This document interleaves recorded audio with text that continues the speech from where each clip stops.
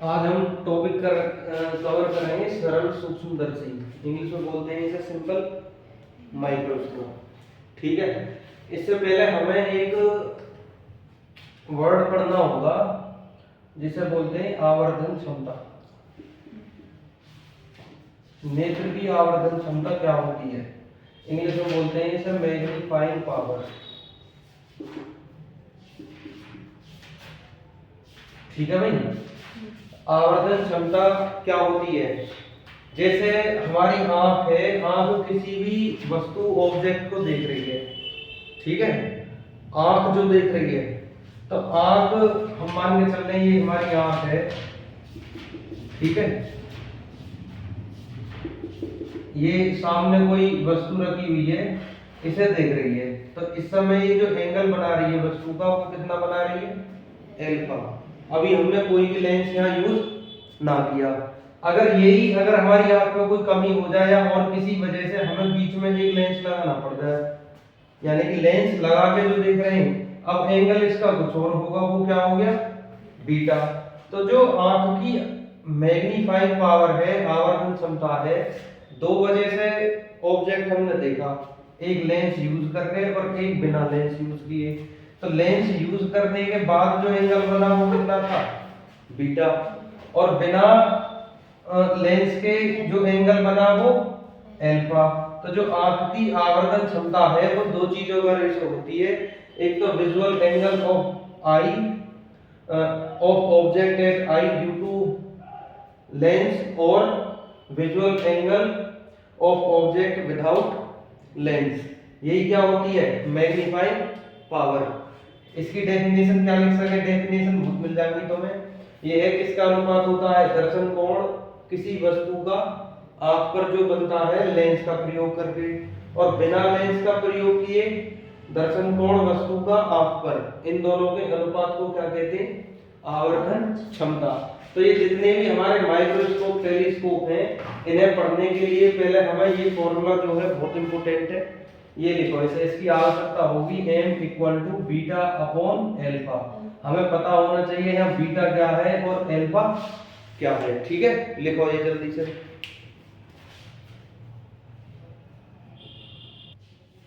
आज हम पढ़ेंगे सिंपल माइक्रोस्कोप। ये जब हम ज्योमेट्री खरीदे हैं, पहले जो छोटी क्लासों में खरीदे करे लड़े करे, पूरी ज्योमेट्री लेकर आनी है, तो उसमें एक छोटे से आकार का निकलता था ये माइक्रोस्कोप, ऐसे करके। ये सिंपल माइक्रोस्कोप।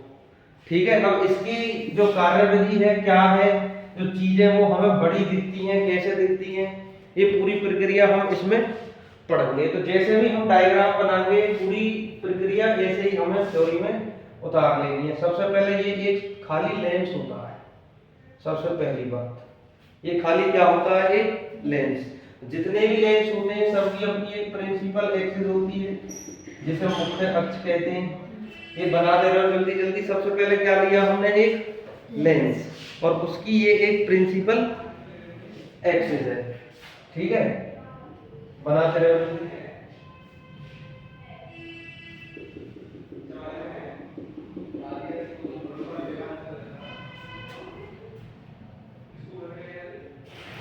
ये इसकी प्रिंसिपल एक्सिस है। ठीक है, अब मैं मान रहा हूं कि इसके आगे कोई इसके फोकस और जो ऑप्टिकल सेंटर है सी, फोकस मान लिया मैंने ये एफ, इसके बीच में एक वस्तु रखी हुई है ए बी। ठीक है, एक वस्तु रखी हुई है ए बी। अगर हम इसे खाली आंख से देखते, मान के चलो आंख हमारी इधर है,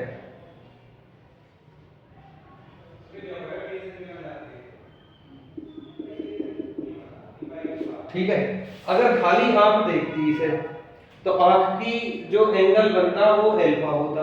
अब मगर इसके बीच में लेंस लगा दिया, तो लेंस से क्या होगा? ये जो ऑब्जेक्ट है ये थोड़ी साइज में क्या दिखेगी? बड़ी। अरे लेंस का यही तो काम है, पहले ये छोटी दिख रही, लेंस का यूज करने से जो माइक्रोस्कोप है उससे हम देखते थे तो ऑब्जेक्ट बड़ी दिखती थी। तो ये अब इसका साइज बढ़ जाएगा, ये लगभग मैं ये मान लूं कि इसका साइज हो गया a डैश b डैश। ठीक है, लेंस का यूज करने से जो ये पहले साइज ये इतना था, ये इससे बढ़ के थोड़ा इतना ऊपर का हिस्सा ये बढ़ गया। ठीक है, इसे मैं नाम दे दूं, मान के चलो क्यू नाम दे दिया। पहले ये हमें ए बी साइज की दिखती, अब ये दिख रही है ए डैश बी डैश। पार्ट बढ़ कितना गया, क्यू बी डैश, इतना पार्ट हमें ये बढ़ के दिख रहा है। ठीक है, अब आंख पे जो ऑब्जेक्ट दिखेगी क्या होगा इसका, ये यहाँ से रे चली सीधी जाएगी और सीधी चलने के बाद ये वापस फोकस पे होकर चली जाएगी, और ये ऑप्टिकल सेंटर से जो जाएगी सी से वो बिल्कुल सीधी चली जाएगी। ये बात होगी क्लियर। अब ये जो एंगल बनना है इस समय ये कितना है, ये ऑब्जेक्ट का है, और इसे हम खाली कितना मानेंगे, अरे कितना माने इसे, फिलहाल में हमारे लिए ये ऑब्जेक्ट है, ये जो एंगल है ये कितना बना, एल्फा, और ये जो लाइट रे आ रही है ये वाली, ये एंगल कितना हुआ, बीटा। अब ऑब्जेक्ट का जो काम करेगी वो क्यू ए, तो क्यू ए से जो एंगल बनेगा वो एल्फा, और ये लेंस के यूज होने के बाद जो ऑब्जेक्ट बनी वो बनी ए डैश बी डैश, इससे जो एंगल बनेगा वो कितना होगा, बीटा। ये बना लो जल्दी से, इतना ही काम है इसमें बस।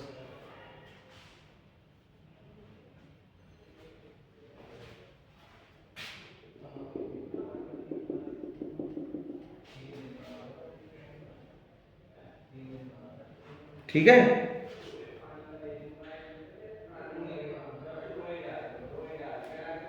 ऑब्जेक्ट तक की जो डिस्टेंस है उसे क्या लेते हैं हम, u, फोकस तक की डिस्टेंस f, और यहाँ एक बात है जो हमें इमेज लेनी है वो least distance of distinct vision,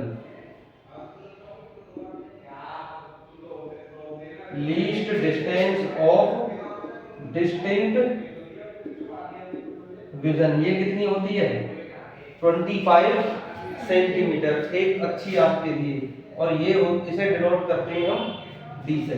जो हमें इमेज लेनी है वो कहाँ लेनी है, डी पर। ठीक है, ये जो डिस्टेंस ली है हमने यू एफ और डी, डी ये जो ली है बी की जगह ली है, क्योंकि डिस्टेंस ऑफ इमेज जो लेते हैं वो बी लेते हैं, और ये फिक्स होती है, ये हमने अपनी तरफ से नवानी कोई। ठीक है, बी की जगह यहाँ काम करेगा डी। इतनी बात आ गई समझ में। दूसरी बात, टेलीस्कोप हो माइक्रोस्कोप हो कोई भी हो, हमें जो फाइनल इमेज लेनी है वो डी पे लेनी है, डी यानी कि least distance of distinct vision, क्योंकि ये जो एक हेल्थ आई होती है, हेल्थी आई, उसके लिए 25 सेंटीमीटर होता है, क्योंकि जो डिफेक्ट पड़ते हैं हम मायोपिया हाइपरमेट्रोपिया वो इस 25 सेंटीमीटर से कम ज्यादा के लिए पड़ते हैं। ठीक है, सबसे पहले इसकी डेफिनेशन लिखो। जो सिंपल माइक्रोस्कोप है क्या है, एक छोटी फोकल लेंथ का कॉन्वेक्स लेंस है, ये तो दिख रहा है कॉन्वेक्स लेंस है, जो छोटी ऑब्जेक्ट को मैग्नीफाई करके बड़ी ऑब्जेक्ट हमारी आंखों के लिए दिखाता है। लिखो इसमें, सरल सूक्ष्मदर्शी छोटी फोकस दूरी वाला,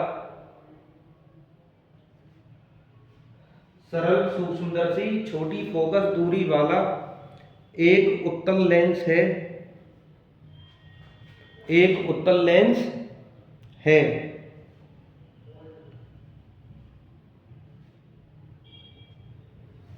जो छोटे आकार की वस्तुओं को, जो छोटे आकार की वस्तुओं को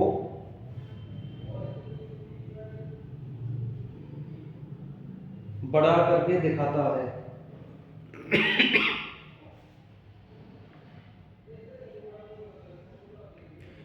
इंग्लिश में लिखेंगे, a convex lens of short focal length can be used to see magnified image of a small object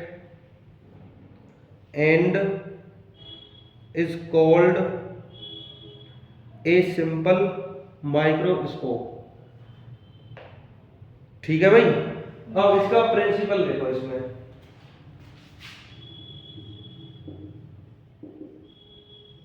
सिद्धांत, इसका सिद्धांत क्या है ये देखना है, ठीक है।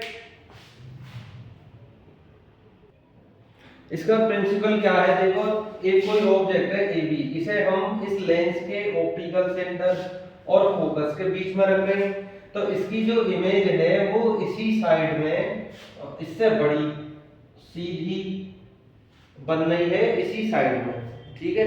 ये इसका प्रिंसिपल है, लिखो इसमें, पहले हिंदी में लिख लो। चलो, जब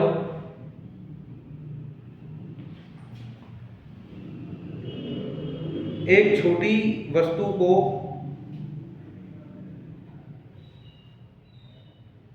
उत्तल लेंस के फोकस तथा प्रकाशिक केंद्र के बीच में रखा जाता है,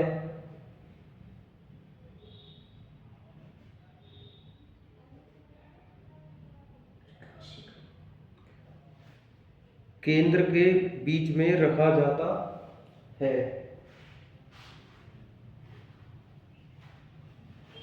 तब इसका वास्तविक सीधा तथा बड़ा, वास्तविक सीधा तथा बड़ा प्रतिबिंब वस्तु की तरफ ही बनता है, वस्तु की तरफ ही बनता है।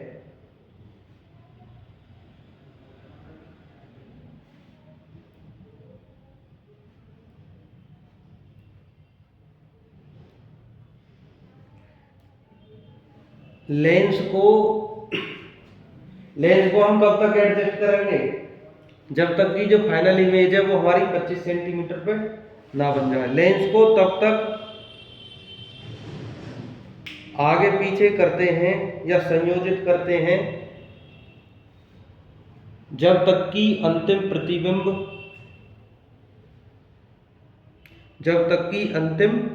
प्रतिबिंब 25 सेंटीमीटर पर ना बन जाए।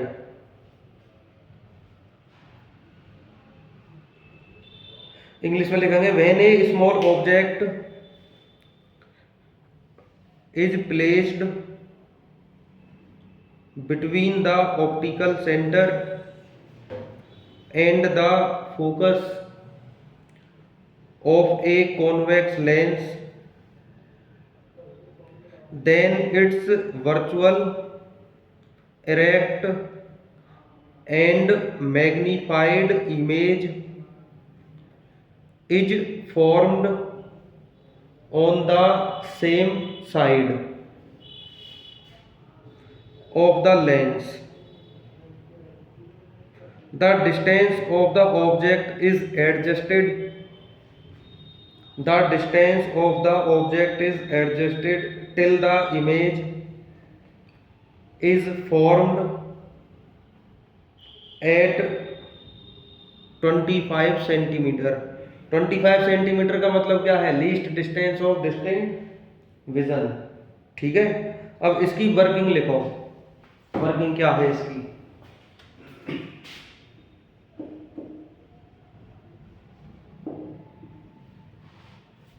कार्यविधि।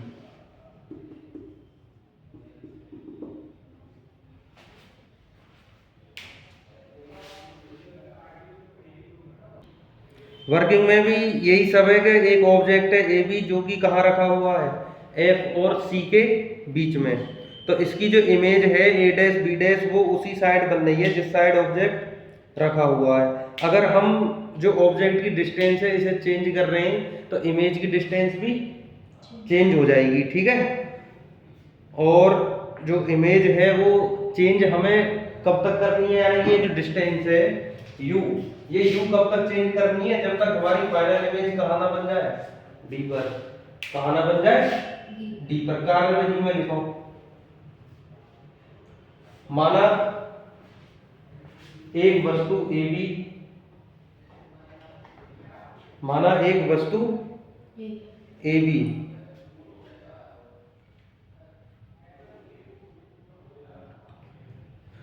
बिंदु F तथा C के बीच रखी है।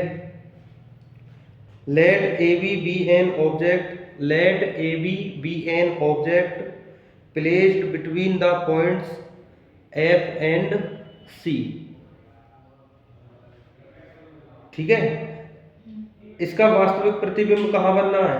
ए डैश बी डैश पर। लिखो तो it's virtual image A dash B dash will be formed on the same side of the object।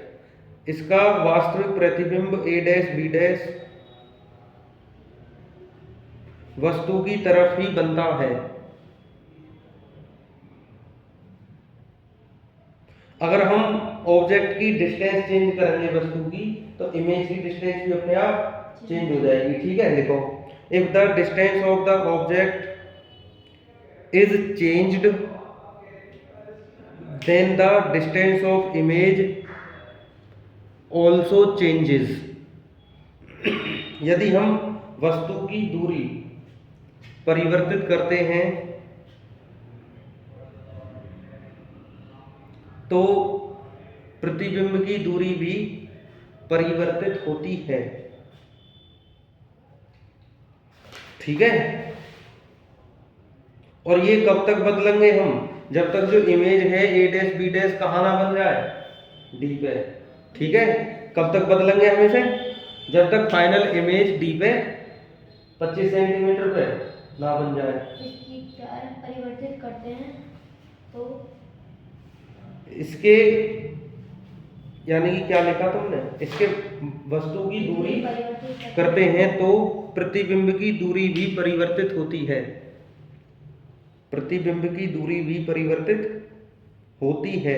और ये परिवर्तित हमें कब तक करनी है? कब तक चेंज करनी है? जब तक फाइनल इमेज 25 सेंटीमीटर पे ना बन जाए। ठीक है, लिखो, इसको तब तक परिवर्तित करते हैं, इसको तब तक परिवर्तित करते हैं जब तक अंतिम प्रतिबिंब, जब तक अंतिम प्रतिबिंब 25 सेंटीमीटर पर ना बन जाए।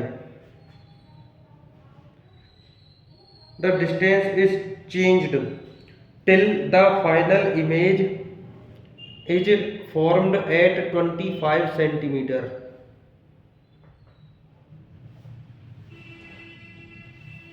ठीक है भाई, तो ये तो हुई इसकी प्रिंसिपल, सिद्धांत और कार्यविधि।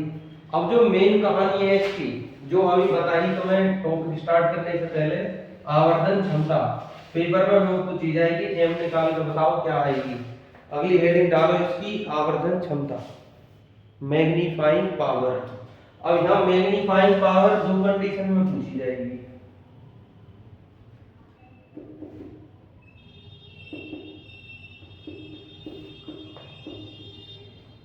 मैग्नीफाइंग पावर, पहली बात तो जो अंतिम प्रतिबिंब है वो कहाँ बनना है? डी पर। पहली कंडीशन तो ये पूछ सके कि जो फाइनल इमेज है कहाँ बन रही है? डी पे। और इसके ऊपर न्यूमेरिकल भी बहुत है। और एक कहेगा कि जो फाइनल इमेज है वो डी पे ना बन के कहाँ बन रही है? इन्फिनिटी पे। दोनों केस करेंगे हम अभी। ठीक है, पहला केस क्या लिखेंगे? आवर्धन क्षमता कब? अरे कब की आवर्धन क्षमता? जब अंतिम प्रतिबिंब कहाँ बन रहा हो? 25 सेंटीमीटर पे। कहाँ बनना हो? तो पहला केस लिखो, जब अंतिम प्रतिबिंब है final image is formed at D. जब अंतिम प्रतिबिंब डी पर बन रहा हो। पहली बार मैग्नीफाइंग पावर हमें कब निकालनी है? जब अंतिम प्रतिबिंब कहाँ बनना हो? डी पर। और दूसरे केस में कहाँ निकालनी है? अरे दूसरे केस में कहाँ निकालनी है? जब अंतिम प्रतिबिंब इन्फिनिटी पर बन रहा हो। ठीक है, तो मैग्नीफाइंग पावर तो तुम जानो आसानी से, क्या जानो? अरे क्या जाने मैग्नीफाइंग पावर? जो हमारी आंख देख रही है चश्मा लगा के, तो उस समय एंगल ऑब्जेक्ट का, और एक बिना चश्मा लगाए जो ऑब्जेक्ट को देख रही है वो एंगल, उन दोनों के रेशो को ही क्या कहते हैं? Magnifying power. अरे यही तो बोले हैं। लिखो, by the definition of magnifying power, आवर्धन क्षमता की परिभाषा से, आवर्धन क्षमता की परिभाषा से m इक्वल टू क्या हो जाएगा? Beta upon alpha. ठीक है, m equal to beta upon alpha. अरे यही तो होगा, m equal to beta upon alpha हो जाएगा ये। अगर ये एंगल छोटे हैं, वेरी स्मॉल, पहले ये बताओ m equal to beta upon alpha, बात समझ में आ गई? बीटा एंगल है इमेज का और एल्फा एंगल है ऑब्जेक्ट का। ये मैं लिख देता हूं, एंगल ऑफ इमेज और एंगल ऑफ ऑब्जेक्ट, यानी कि ये एक तरीका से ऐसे ना लिख के इसे ये कह दो शॉर्टकट में हिंट याद रखने के लिए कि ये तो है चश्मा लगा के बाई लेंस, और ये है विदाउट लेंस। ठीक है, जो बीटा है वो लेंस के द्वारा है और एल्फा है वो बिना लेंस के द्वारा है। ठीक है, बाई लेंस और ये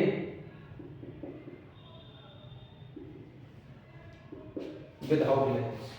ठीक है, अगर ये एंगल काफी छोटे हैं तो क्या होगा? देखो, यदि इफ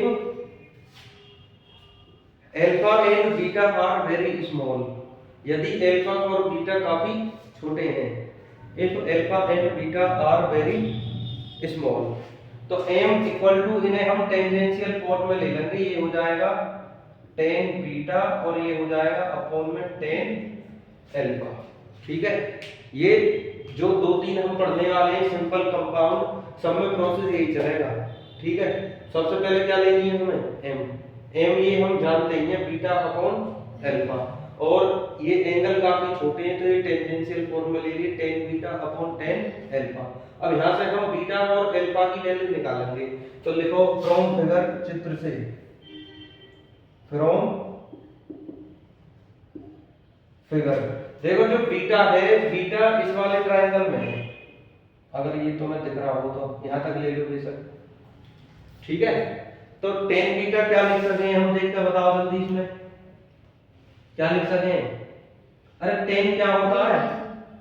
tan लंब बटे आधार, परपेंडिकुलर बटे बेस, यही तो हो गए या नारी कुछ यार?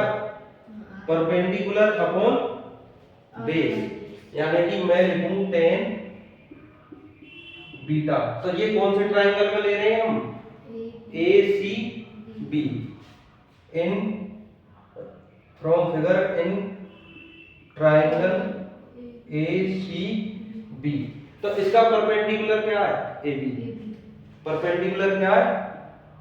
AB अपॉन, और बेस क्या है? AC। परपेंडिकुलर अपॉन बेस, यानी कि AB अपॉन AC। अब ये वाला ले लो, A dash C Q in triangle A dash C Q। तो यहां से क्या आ जाएगा हमारा? tan alpha. अरे ये tan अल्फा आ जाएगा इससे, तो इसका परपेंडिकुलर कितना है? A डैश Q अपॉन, इसका बेस क्या है? A dash C। अब मुझे ये बताओ, A डैश Q और AB बराबर ना है? बराबर है ना, तो यहां से क्या लिख लूं मैं इसे? A डैश Q को AB अपॉन A डैश। कोई समस्या? ठीक है, इसे हम इक्वेशन नंबर 1 मान लें। अब तक हमने इसकी वर्किंग में क्या क्या काम किया? m ये हम जानते हैं, इसे लिख लिया टेंजेंशियल फॉर्म में, और इसमें फिगर से tan बीटा की वैल्यू लिख ली और tan एल्फा की।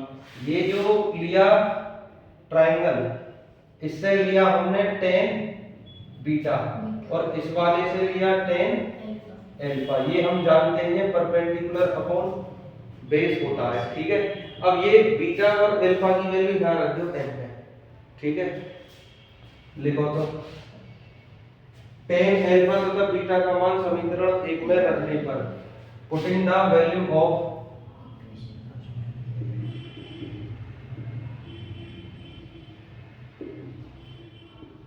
Tan alpha and tan beta in equation first, ठीक है। तो m की वैल्यू क्या हो जाएगी भाई, टेन बीटा की वैल्यू कितनी आई, A B upon A dash C, ठीक है, अपॉन, और टेन एल्फा की वैल्यू कितनी आई, ये उल्टा लिख दिया, ए बी अपॉन ए सी और A B upon A dash, यही तो आएगा। ऊपर टेन बीटा है तो बीटा की ए बी अपॉन ए सी, नीचे एल्फा है तो एल्फा की A B upon A dash C, A B से ए बी कैंसिल, तो m इक्वल टू क्या बचा, A dash C upon A सी। इसे बना लो equation number 2।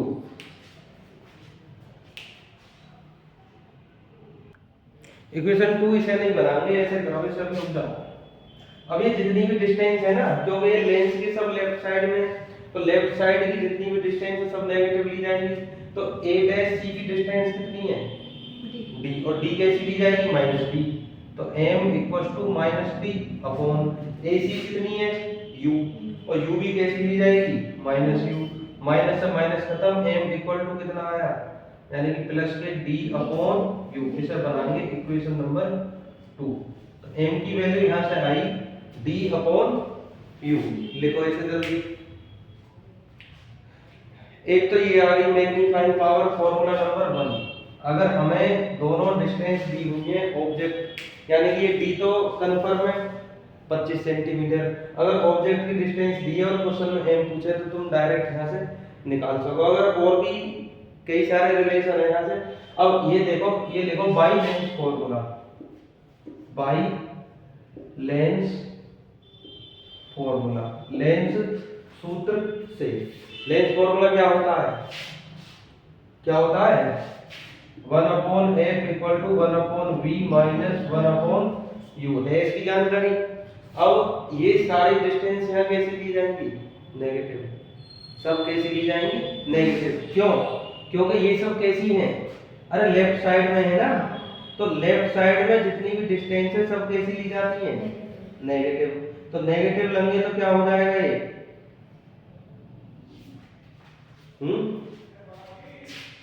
1 upon f equal to v की वैल्यू कितनी है, माइनस 1 अपॉन d, और u की u ही है, माइनस लेंगे तो प्लस के 1 अपॉन u। बात आ गई समझ में। अब यहां से हम क्या कर सकते हैं, क्यों भाई, अरे यहां से क्या कर लेंगे,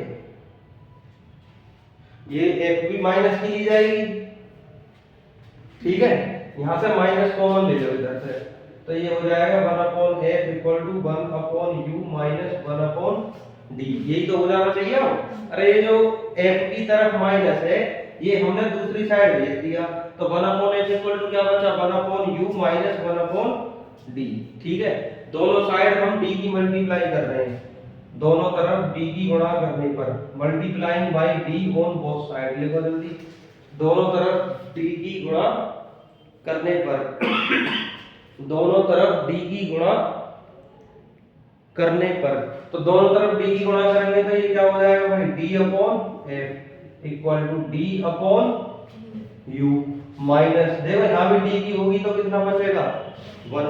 अरे d की मल्टीप्लाई कर दी ना भाई, d की f में करेंगे तो कितना हो जाएगा, d अपॉन f, और u में करेंगे मल्टीप्लाई d अपॉन u, और आगे करेंगे तो d से d कैंसिल। बात आ गई समझ में।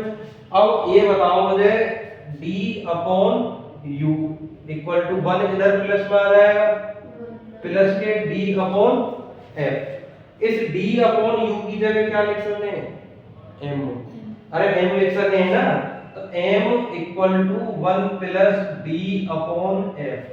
एक आवर्धन क्षमता का फॉर्मूला आ गया ये। अब देखो तुम्हारे पास दो केस हैं, न्यूमेरिकल में स्पष्ट कहेगा कि क्वेश्चन पूछा किससे है, सिंपल माइक्रोस्कोप से या कंपाउंड से, वो तुम्हें क्लियर कर देगा क्वेश्चन है किसका। पूछेगा मैग्नीफाइंग पावर, u दी है खाली u, d हमें पता होता है 25 सेंटीमीटर, ये फिक्स है। तो m पूछी है तो इस फॉर्मूला को हम लगा देंगे।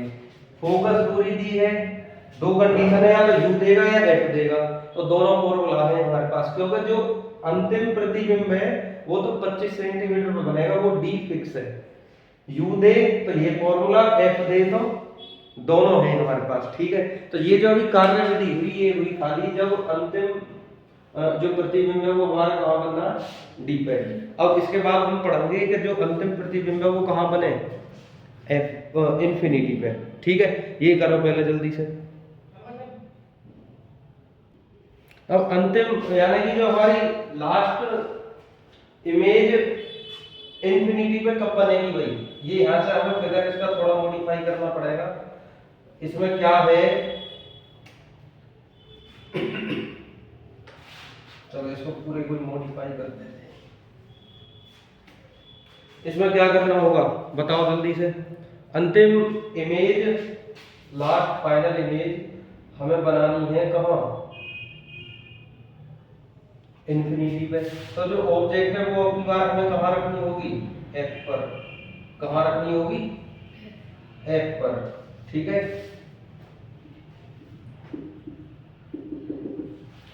अगर इमेज हमें इंफिनिटी पे बनानी है तो जो ऑब्जेक्ट है वो हमें इसकी फोकल लेंथ पे यानी कि फोकस पे रखना होगा।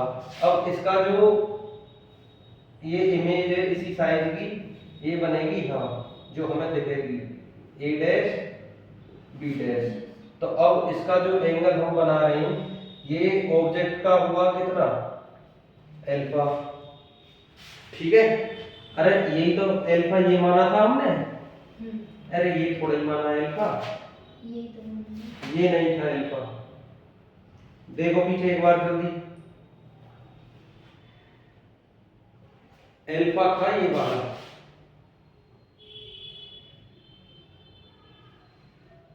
ये वाला, ठीक है। और ये था बीटा,